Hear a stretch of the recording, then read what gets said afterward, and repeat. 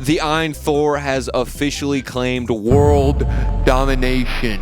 I've been shilling this 3DS wannabe for the past few months, and I didn't even put affiliate links in the description, so it was probably an oversight on my end. Maybe I should email AYN and just be like, hey guys, I've been selling out for your little 3DS thing for so long. Can I get some money? I don't even care though. I just genuinely think this device is so good. It has found that balance between high performance and just so many different use cases, dude. The Super Bowl just happened. I'm sure everybody was like playing Pokemon on the bottom screen while watching sports on the top, or people just watching their child on the bottom screen while playing video games. Because of all this, a lot of people have claimed that the AYN Thor is their Endgame handheld, which is a bold thing to do in a space where a new handheld drops literally every week. It's been about 4 or 5 months, which means that the software for the AYN Thor has matured and all of the nice and good accessories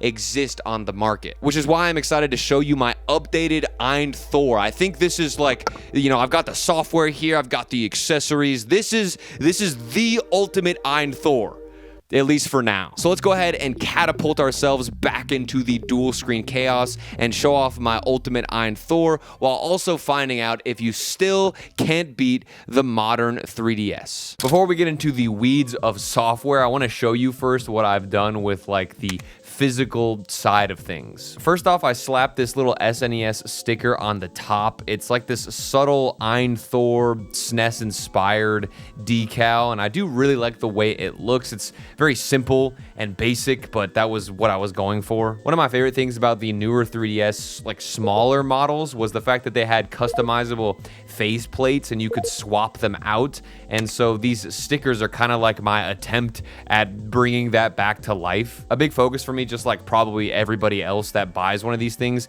is 3DS and DS games, which means we need to buy a stylus that works alongside it. The best one I've tried and I'm keeping on me is the Nintendo Switch stylus. So this thing, weirdly enough, is my favorite because it feels higher quality, and it might just be because the Nintendo logo is slapped on it. There's something like weirdly satisfying about using a Nintendo product on a device that is an emulation machine. I don't know, it does something to me. I also picked up these snap-on 3D printed like little trigger buttons that go over the AYN Thor, and this is mainly because one of the biggest issues people had with the device itself was just how uncomfortable it was with the triggers because they don't fully extend. This kind of fixes that, and they're nice. It does make it more comfortable for your fingers, but like, dude, they just keep falling off, and I don't know. I feel like I just bought a bunch of plastic, which kind of was an L, but I'll take it. And lastly here, for the first time ever, I did buy a grip for my device, which is a very popular option, but I've never purchased a grip before. So many people obsess over these things because they're meant to improve ergonomics, and in this handheld scene where a lot of these devices are smaller, so many people opt to go for a grip because their hands won't want to fall off after an hour of playtime. I went with this Etsy option instead of the official AYN grip because the Etsy one seems to be a little bit bigger, and also there is a cutout for the stylus, bro, which means that no matter where I'm at, dude, I've always got that thing on me. I now understand the hype with all of these grips too, because it turns a device that is normally focused on portability into something that's actually comfortable on like the couch, and playing it at home for longer sessions like we talked about just makes more sense for your hands. And that concludes my ultimate AYN Thor, and as nice as this is physically, I would definitely make the argument that the most important updates and improvements that we've seen with this thing over the past few months have been on the software side. When the Thor first launched, it was just slim pickings for front ends. We didn't have many options,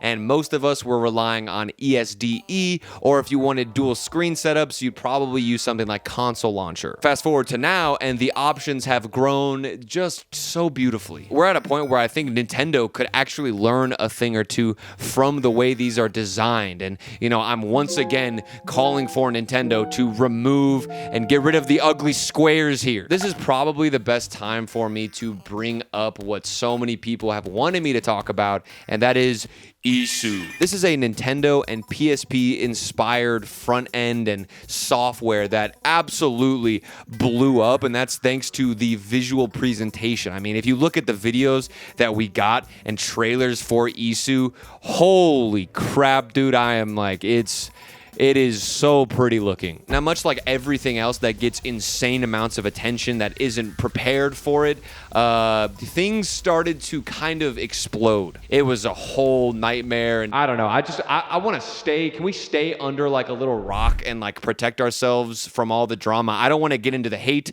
I just want to talk about this software because the development team has changed and like it's a different group of people now. I think it's just let's just stay under here. Regardless of what happened, the design philosophy here is really, really good. I mean, Frutiger Arrow is just, I don't know if it's just me, but like, this is peak, dude. iiSU is attempting to bring this into Android handhelds, and there is actually a Patreon, like, early access build that's out that I did dabble around with and mess around in, and you know, it's still an alpha, so I don't really see the point in judging this thing super hard, but if I did have to say one thing, it would just be that it's super cluttered right now and there's a lot going on. At this current point, I'd still just call it a concept rather than an actual product. But oh my gosh, what a juicy and beautiful idea it is to bring this aesthetic into a front end, and iiSU has actually inspired so many more products and software that's coming out now for the AYN Thor, and I think that's the best outcome we've seen from iiSU itself. And out of all the software I've been keeping up with for this device, I have definitely fixated on one in particular that I love and think you should try out, and it is Cocoon. Cocoon feels very Frutiger Arrow inspired, but it's so much more minimal, and that restraint works in its favor. It feels like it was designed specifically for the AYN Thor. It's primarily a folder-based layout with customizable options, solid box art scraping, and a subtle 3DS kind of vignette at the top. You get quick access to apps and full control over which screen launches where, alongside a bunch more options. But what really sold me on this emerging front end were two key features of the software. First off, you can swap which screen is like the focal point or the main screen. It instantly reminded me of the Wii U. If you remember, you could choose between if you wanted the UI and all of your software to show up on the TV, or it would swap all the way back down to your gamepad. Secondly, and probably the most important thing for me, because I'm a sucker for visual presentation with all of this software, is the inclusion of different live wallpapers and just the customization that you get with everything. If you watch any of my other AYN Thor setup videos, you know that wallpaper engine plays such a huge role in how this whole thing operates and looks for me personally. The problem is though, once you use a front end, the live wallpaper that you've set up with wallpaper engine will disappear on that screen because you're, running a different software. It's not going to show up. Cocoon has found a way to let you layer your live wallpaper in with the front end itself, and this to me is genius. So now my inner nostalgia can be satisfied because I can just throw Pokemon or whatever nostalgia bait I want in with the front end. Let me show you an example. Here I'm running the Wii U live backdrop wallpaper that I've got from Wallpaper Engine with Cocoon's white theme, and it looks so good because they're integrated together. So you can see the wallpaper and animation in the background, but you've got access to launching all of your games at the same time. I made some custom GBA artwork to show you what it's capable of.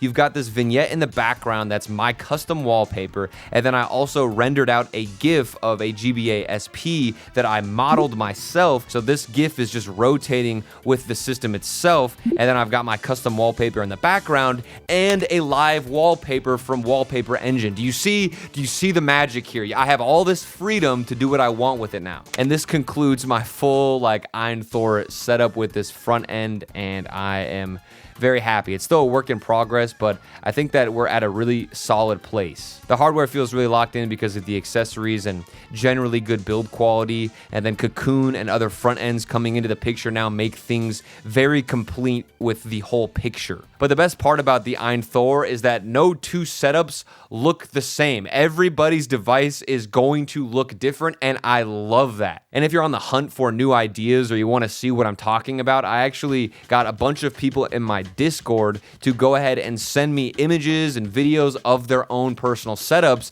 and I kind of want to show you what I've been witnessing in my community. All right, first off, we got flying drones out here, dude. Like, people are using their 3DS clone to ride these things around in the sky. We got other people designing their own front end without an entire team. Like, people are just, you know, computer science students and are like, I know what my next project will be. It will be the AYN Thor. I've seen a lot of setups using the ESDE companion app. So if you do want to use Emulation Station, then you can get this companion app on the bottom and it will sync up with whatever's happening and turn it into a dual screen front end. Some of y'all are just raw dogging Android with your AYN Thor. Like, there's no setup. It's just wallpaper engine. You've got your apps, and I respect it because it still looks good. Of course, we're all still brain rotting away on our devices and playing games while watching stuff on the other screen. I've really enjoyed looking at the assets and wallpapers that you guys use too, because you can get so much information on what that person enjoys to play and has nostalgia for based on the way that things are set up with their device. But the really cool stuff is when you find apps that implement well with the games by accident. I saw somebody in Discord post this Pip-Boy app for Fallout 4 on the bottom, and it connects with the game itself that was intended originally for your smartphone. It does things like lets you manage the inventory, you know, swap weapons and all that good stuff while playing the game. And obviously the developers didn't think it would be used in a dual screen setup, but here it is working flawlessly. And if you're tired of games altogether, then just don't play any and use it as a digital audio player like this guy. I mean, he's not even, why do you need to play games when it could be your new iPod? These were just some of my favorites that I wanted to show off in this video from the lovely people in my Discord. If you are looking for a place to geek out about this stuff and a bunch more other weird things, then please join up and occasionally read the insane amounts of wisdom that we're dropping in there. Okay, all of this is fun and really cool and like, oh my God, we've got live wallpapers and the nostalgia bait is there.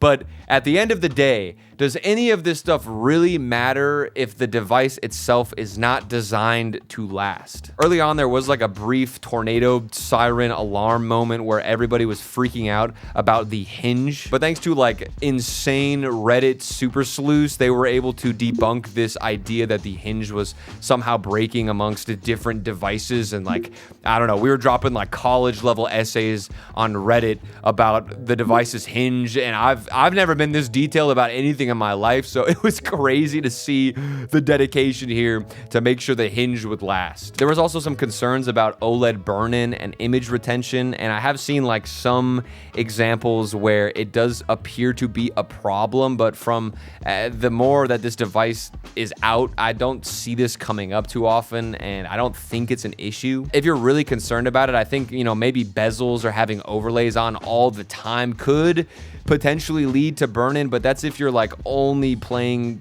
on that one system and you've got one image showing up for long periods of time. General use, this shouldn't be a problem. The main gray area for this handheld and so many other devices is just literally customer support, dude. It's very hard in this retro handheld space to find good customer support. I wouldn't expect, you know, Nintendo level of quality here with the customer support or honestly any level of quality. It is really nice at this moment, but a lot of people are also wondering, is it a long-term pick? To me, I have to chill out a little bit more, and there's no affiliate links in the description. I bought this thing. I've spent all my own money. I'm not, this channel, you know, we're starting to pop off a little bit, but we are nowhere near YouTube rich yet, and I did spend my own money, and I still think that this is a long-term investment that will benefit most people. The build quality is solid. It feels premium in the hands. The software is only getting better and better with things like, you know, Cocoon that we talked about releasing, with other front ends that are doing a great job. And more importantly, I think it's all still just improving as it's getting more and more attention and spotlight. One of my favorite things about it is just the community aspect. If you go into different Discords, you can find different assets and wallpapers and setups and, you know, tinkering around with all these things. Everybody's so open and nice, and you can go in here and get your hands dirty and tinker around to make it something that's special for you. I hope this video doesn't age poorly, because the longevity of the device will never be guaranteed with these retro handhelds, and I guess any handheld in general, but more specifically these retro handhelds because of their customer support. You don't know if maybe in a year or two it's just going to completely crap the bed. You know, we've got to consider things like the hinge, if that's actually built to last, the battery, the screens, what type of quality screen of an OLED panel really was it. Like, these things, I don't know. I can only speak on what I'm looking at now, and what I'm looking at now is some dual screen goodness. But as a consumer myself, the Retroid Pocket 6 did just come out, and I do like shiny new things. Go ahead and say you got my back. Classic. Go ahead and say you changed, it's been drastic. Holy water chuck down, now you Catholic. I find it hard to trust now when it's tragic. Go ahead and say you got my back. Classic. Go ahead and say you changed.